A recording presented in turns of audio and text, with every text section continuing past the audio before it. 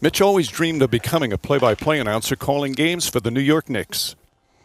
In October of 2025, he began living out that dream in a room far from Madison Square Garden, with Hannah by his side. I realized in the last 3.5 years, when Hannah and I are watching games in the living room, she's watching me more than the TV, following me as I'm pacing and yelling and screaming and getting all upset or celebrating. And so I was like, I wonder if we sit back in my office, I turn a Knicks game on, if I start announcing and literally the season opener, it was Hannah looking at me, smiling, laughing. Out to Clarkson, he's on a heater, flips a flush. Only in Vegas, Hannah, come on. Landry Shamet wants to join the three-point festivities, and it's target practice, Hannah. Crossover dribble, a fadeaway, he wants to be the hero, and he puts on the cape, Hannah. When the game ends, he posts the clips online.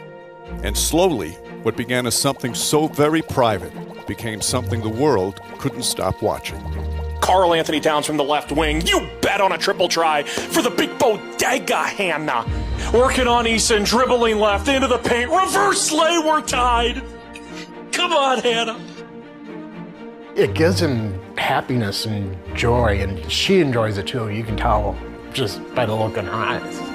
If the Knicks lose tonight and we're dressed as bears for Halloween, I'm not going to be too thrilled. How about you? When she's smiling and laughing, I know that's her way of getting joy, having fun, excitement.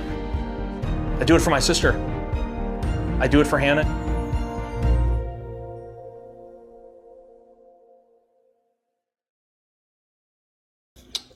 Highlight of my day today was talking to him on the phone. Mike Breen was kind enough to share his contact information. I talked to Mitch on the phone just to tell him. You can sympathize. Incredibly inspiring. Yeah. I mean, and we shared that because I know when we still had Michael and we were doing all the stuff, feeding tube and everything else, and to see him do that, and to see him at this point just to give up his career really for right now because he said, hey, that's my little sister. But what inspires me about him,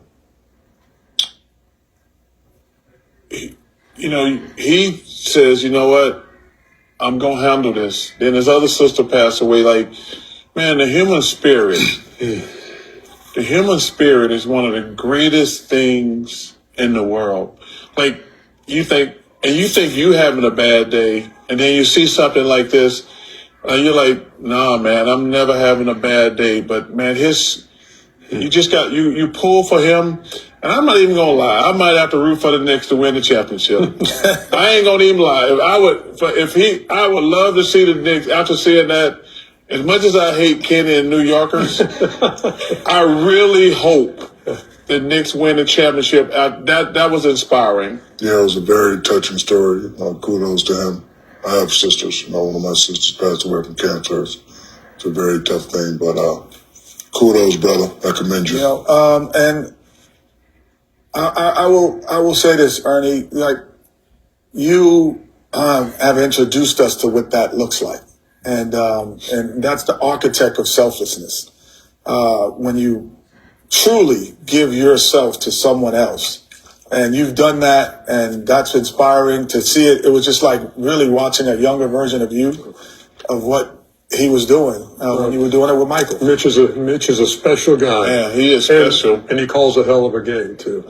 Back with more on NBA Tip-Off presented by AT&T after this timeout. You're right, Justin. It does hit hard. Amazing dude. Amazing is an understatement.